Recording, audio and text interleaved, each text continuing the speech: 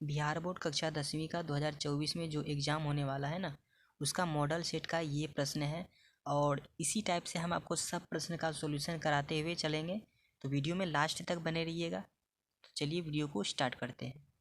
तो first question में बोल रहा है कि द्विघात बहुपद 2x² - 8x + 6 के शून्यक का योग एवं गुणनफल ज्ञात करें। तो एग्जाम में आपको किस तरह से सॉल्यूशन करना है वो भी आपको हम बता रहे हैं, ठीक है। तो इसी तरीके से आपको बोर्ड एग्जाम में भी करना है। तो सबसे पहले क्या लिखेंगे कि दिया है, ये चीज़ दिया हुआ है, हमने लिख दिया है कि 2x² - 8x + 6 बराबर, और उसमें a का मान आपको क्या दिया हुआ है, इसमें आपका a का मान हो जाएगा 2 और b का मान क्या हो जाएगा तो -8 हो जाएगा और c का मान क्या हो जाएगा आपका 6 हो जाएगा। तो इसमें पूछा है कि शून्यक का योग, तो शून्यक का योग क्या होता है -b/a होता है, ठीक है। तो -b/a का मतलब क्या हुआ, माइनस का b का मान आपका कितना है तो b का मान 8 है और 8 के आगे भी माइनस है और यहाँ भी माइनस है, तो माइनस और माइनस मिल करके क्या हो जाएगा प्लस हो जाएगा। तो सबसे पहले आप लिख दीजिए उस चीज़ को, ठीक है। और अपॉन a का मान आपका कितना है 2 है, तो 2 रख दीजिए। तो आपका फाइनली कितना आ जाएगा, ये माइनस से माइनस प्लस हो जाएगा, तो 8/2 हो जाएगा, जो कि कटाइएगा तब आपका फाइनली क्या हो जाएगा 4 आ जाएगा। उसी तरह शून्य का योग निकाल लिए, अब शून्य का गुणनफल निकालेंगे, ठीक है। अब शून्य का गुणनफल बराबर क्या होता है तो c/a होता है। तो c का आपका मान कितना है तो c का मान आपका 6 है और a का मान तो आपका 2 है, तो 2 लिख दीजिए और कटाइएगा तब का क्या आ जाएगा 3 आ जाएगा। तो यानी कि द्विघात बहुपद के शून्य का योग और गुणनफल का मान क्या क्या आ गया, योग का मान आ गया 4 और गुणनफल का मान आ गया 3। तो आपको लास्ट स्टेप में यहाँ पर लिख देना है शून्य का योग बराबर 4 और गुणनफल बराबर कितना हो जाएगा 3। तो यही आपका फाइनली दोस्तों आंसर हो जाएगा। तो उम्मीद करते हैं आपको ये प्रश्न अच्छी तरह से समझ में आया होगा। यदि समझ में आया है तो आपको डिस्प्ले पर दिखाई दे रहा होगा, इस टाइप का प्रश्न आपको घर से बना करके लाना है, ठीक है। तो चलिए आगे की ओर क्वेश्चन में बढ़ते हैं। चलिए 2 नंबर सवाल में देखिए क्या बोल रहा है कि द्विघात बहुपद 4x² - 3 के शून्य ज्ञात करें। द्विघात बहुपद या फिर द्विघात समीकरण हो, इसका यदि आपको शून्य ज्ञात करना है तो ऑलवेज हमेशा 2 ही शून्य का आएगा, ये आप याद रखिएगा, चाहे आप किस तरह से भी याद करें, ठीक है।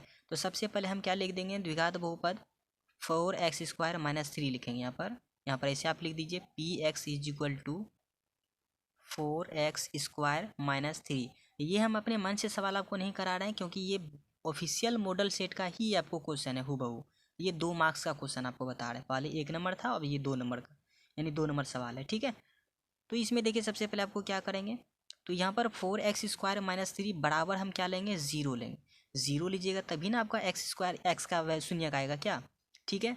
तो यहाँ पर आप क्या कीजिए 4x² = ये -3 को बराबर की उस तरफ पक्षांतर कर दीजिए। तो माइनस हमेशा किस में कन्वर्ट होता है प्लस में, तो यानी उधर जा करके क्या हो जाएगा आपका 3 हो जाएगा। ये हमको केवल x का मान चाहिए, तो 4 इधर क्या कर रहा है 4 को भी उधर ट्रांसफर कर दीजिए। तो x² = क्या हो जाएगा 3/4।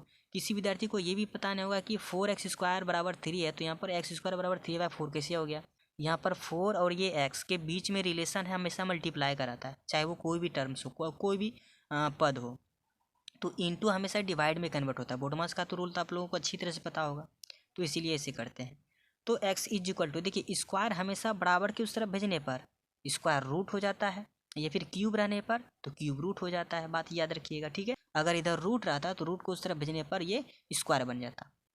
तो ये सब बात आप लोग भली भांति जानते होंगे। तो चलिए हम डायरेक्ट क्या लिख देते हैं √3/4। तो एक चीज़ बताइए, ये 3/4 है, तो क्या हम ऐसे लिख सकते हैं क्या, √3 से तो कुछ बाहर नहीं निकलेगा, लेकिन √4 से तो बाहर निकलेगा, वो क्या निकलेगा 2 निकलेगा। लेकिन देखिए स्क्वायर न कर रहे हैं, स्क्वायर रूट न है, तो रूट में हमेशा 2 टर्म में आएगा आंसर, यानी कि एक बार प्लस में एक बार माइनस में। तो फाइनली मेरा शून्य कितना आ गया, तो एक बार आ गया +√3/2 और एक बार आ गया -√3/2। तो सबसे पहले आपके लास्ट में लिख देना है यहाँ पर द्विघात बहुपद इतना इतना के शून्य ये है, ठीक है। ऐसे करके दिए गए बहुपद के 2 शून्य कौन कौन हो जाएंगे, एक हो जाएंगे √3/2 और एक हो जाएंगे -√3/2। तो यही आपका क्या हो जाएगा दोस्तों फाइनली आंसर हो जाएगा। देखिए आपके डिस्प्ले पर इसी टाइप का सवाल आपको दिख रहा होगा, तो उसको आपको होमवर्क में बना करके लाना है। तो चले बढ़ते हैं आगे क्वेश्चन की ओर, क्वेश्चन नंबर 3। देखिए 3 नंबर प्रश्न में क्या बोला गया है, यदि 3x + ay = 1 और bx - 2y = 3 का हल x = 1 और y = 2 हो तो a और b का मान ज्ञात करें। यानी मतलब ये हुआ आपको एक्स और वाई का मान दिया हुआ है, तो ए और बी का मान, तो ए कहाँ पर है आपका समीकरण 1 में, यहाँ पर है, और समीकरण 2 में बी का मान यहाँ है। यानी कि आपका एक्स और वाई का मान आपको रख देना है दोनों में, तो ए और बी का मान आसानी से आ जाएगा। तो चलिए पहले आप समीकरण नंबर 1 से देख लेते हैं। तो यहाँ पर लिख दीजिए, इस तरह से लिख देना है कि समीकरण 1 वह समीकरण 2 में x बराबर 1 और y बराबर 2 रखने पर। तो समीकरण 1 में आपका x का मान क्या आ जाएगा, 1 रखना है, और y का मान 2। समीकरण 1 में x का मान 1 यहाँ पर रखेंगे, 3 गुना 1 हो जाएगा, तो ये आपका कितना हो जाएगा 3 प्लस ए वाई है, तो y का मान आपका 2, तो 2 गुना 1 करेंगे ताकि ये आपका कितना हो जाएगा 2y हो जाएगा, और बराबर में कितना, सॉरी y नहीं 2a हो जाएगा, 2a हो जाएगा, क्योंकि a का मान ही ना आपको ज्ञात करना है। तो y का मान 2, तो 2 गुना a करेंगे तो 2a हो जाएगा, और बराबर में 1। तो यदि आप यहाँ पर देखें 3 को उस तरफ लेते आइए, यानी कि 2a बराबर आपका कितना हो गया 1 माइनस 3। तो 2a बराबर कितना हो गया, तो ये -2 हो जाएगा, क्योंकि 3 में से घटाए तो 2 बचा, और जो बड़ा है तो बड़ा से छोटा में ना घटाते हैं जी, तो बड़ा के आगे माइनस है तो यहाँ भी माइनस आ जाएगा, और ये आपका 2 से 2 कट जाएगा, तो यानी a का मान आपका फाइनली क्या आ जाएगा -1। उसी तरह यहाँ पर देखिए b का मान ज्ञात करना है, तो b रहने दीजिए, अब b इंटू कितना करना है 1, क्योंकि x का मान 1 माइनस 2 गुना y का मान 2, तो 2 दूनी कितना 4 बराबर 3 हो जाएगा, और यहाँ पर b बराबर 3, ये -4 उधर जाएगा तो क्या हो जाएगा +4 हो जाएगा, यानी b का मान आपका क्या हो गया 7। तो यहाँ पर दिए गए a और b का मान, दिए गए दोनों समीकरण में a और b का मान क्या आ गया, a का मान -1 और b का मान 7। तो लिख देना इस तरीके से। अतः दोनों समीकरण से a बराबर कितना आया -1 और b बराबर कितना आया 7। तो यही आपका फाइनली दोस्तों क्या हो जाएगा आंसर। इसी टाइप का आपको प्रश्न आपको दिख रहा होगा डिस्प्ले पर, इसको आपको होमवर्क में बना करके लाना है। ये हम बारी बारी तरीके से सवाल बता करके आपको ये बार बार क्यों कहते हैं कि आप अपने मन से दूसरा सवाल बना करके लाइए, क्योंकि दोस्तों प्रैक्टिस ज़रूरी है। क्योंकि ये तो हम आपको सवाल हूबहू रेडीमेड की तरह आपको सोल्यूशन करा दिए, ये तो आप बना भी लीजिएगा, 2-4 बार 5 बार बनाइएगा तो याद भी हो जाएगा आपको। लेकिन इस टाइप का सवाल की जगह पर अगर नंबर आपको चेंज करके दूसरा दे बनाने में ना, तो उसका मज़ा ही कुछ और है। इसीलिए हम आपको बार बार बोलते हैं, ये जो सवाल बताते हैं इसके अलावा और होमवर्क में जो दे रहे हैं ना आपको डिस्प्ले पर बार बार, उसको बनाने का आप ज़रूर कोशिश कीजिए, ज़रूर आपसे बनेगा। ठीक है, तो आगे बढ़ते हैं क्वेश्चन नंबर 4 की ओर। चलिए इस टाइप के प्रश्न में क्या करना है कि 4x² + 5x और +2 को भाग देना है। किससे भाग देना है, तो x+3 से भाग देना है। तो चलिए इसको भी ट्राई करते हैं। यहाँ पर देखिए क्या करेंगे कि यहाँ पर 4x² और यहाँ पर केवल x है, पहले तो नंबर इसके साथ कुछ है नहीं, यहाँ पर 4 है तो यहाँ पर सबसे पहले आपको 4 लिख देना है। ठीक है, अब यहाँ पर देखिए x 2 को है और यहाँ x एक ही को है, यानी एक x की आवश्यकता है, तो x इंटू 4x करेंगे तो अब कितना आ जाएगा 4x² आ जाएगा। ठीक है, तो यहाँ पर आप लिख दीजिए 4x²। अब 3 से भी नहीं करना है इसके साथ, तो 3 से मल्टीप्लाई कर दिए, 3 चौके कितना हो जाएगा 12, तो ये प्लस कितना हो जाएगा 12x हो जाएगा, क्योंकि x लगा हुआ है इसमें, तो बाकी कुछ बचा हुआ नहीं है।